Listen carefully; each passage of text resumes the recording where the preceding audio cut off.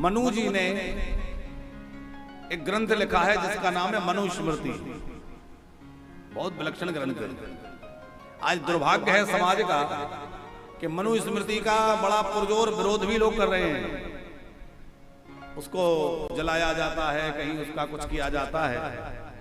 पर हम प्रार्थना करना चाहते हैं कि जब तक ग्रंथों की वास्तविकता को न समझा जाए, उनकी गहराई को न समझा जाए, तब तक किसी के साथ इस तरह से व्यवहार करना सर्वथा अनुचित है। जब मुगल शासन हमारे राष्ट्र में हुआ तो मुगलों ने सोचा कि जब तक इन हिंदुओं में आपसी एकता है, हम भारत पर राज्य नहीं कर सकते, इनको तोड़ नहीं सकते। तो आपस में इनको बांटना होगा, लड़ाना होगा, भिड़ाना होगा।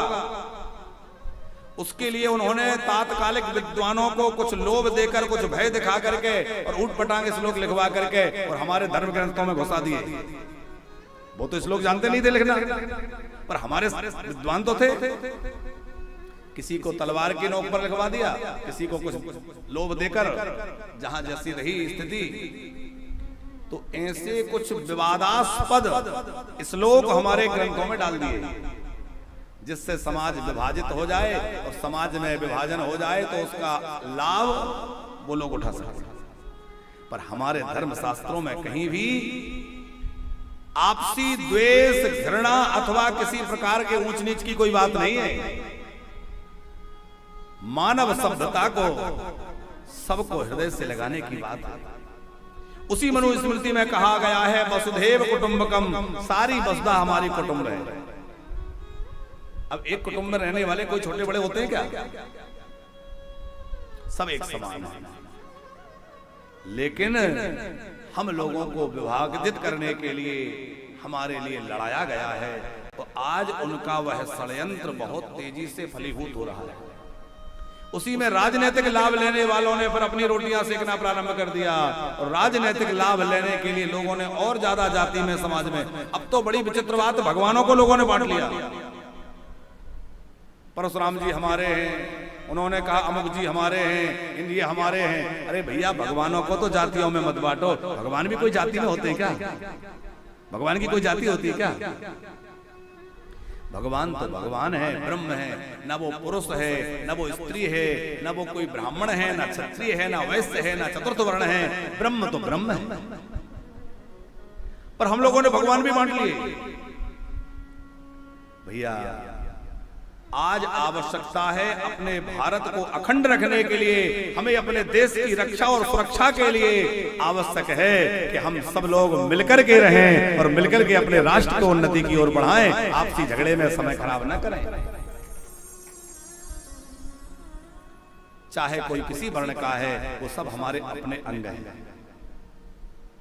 कोई भेदभाव नहीं होना चाहिए। अच्छा, आप विचार करिए, किसी मंदिर में किसी से जाति पूछी जाती है क्या? आज के समय में कथा हो रही है, यहाँ किसी से जाति पूछी जाती है क्या? अन्य क्षेत्र हो रहा है, किसी से जाति पूछी जाती है क्या? जब मंदिरों में जाति नहीं पूछी जाती, यज्ञों में, धर्मशालाओं में, भंडारों में जाति नहीं पूछी जाती, तो भैया प्रमाण पत्र में वहां जाति क्यों पूछी जाती है? हमारी सरकारें सम जातिवाद फैला करके उसको भाई पहले जाति बताओ। हिंदू राष्ट्र है, हिंदू एक होना चाहिए। सब हिंदू हम समान हैं, सब एक हैं, और सब हिंदुओं की आवाज होना चाहिए कि हमारा भारत हिंदू राष्ट्र बने और हम हिंदुओं का धर्म सनातन सदा सुरक्षित रहे। यह कभी मिटने वाला धर्म नहीं है। महाराज मनु ने मनुस्मृति लिख करके और समाज पर बड़ा उपकार किया। फिर उस अनुरूप आचरण करने वाला कोई नहीं मिल रहा था। आप कहेंगे कि महाराज जी तो मनु जी का जबरदस्ती पक्ष ले रहे हैं। अब हम अपनी बात को प्रमाणित करते हैं। अग्रवाल जी, मनु जी ने राम जी से प्रार्थना की कि प्रभु, मैंने ग्रंथ तो लिख दिया, पर अक्षरशः उसके अनुसार चलने वाला कोई नहीं मिल रहा है जो पूरी तरह उसको चल के जी के दिखाए। तो परम ब्रह्म ने कहा कि मैं स्वयं आऊंगा और अक्षरशः मनुस्मृति पर चल के दिखाऊंगा। तो महामानव के रूप में परमात्मा श्री राम प्रकट हुए, और परमात्मा श्री राम ने मनुस्मृति के ऊपर अक्षरशः चल करके दिखलाया है कि मानव का जीवन कैसा होना चाहिए। राम जी ने किसी से द्वेष किया?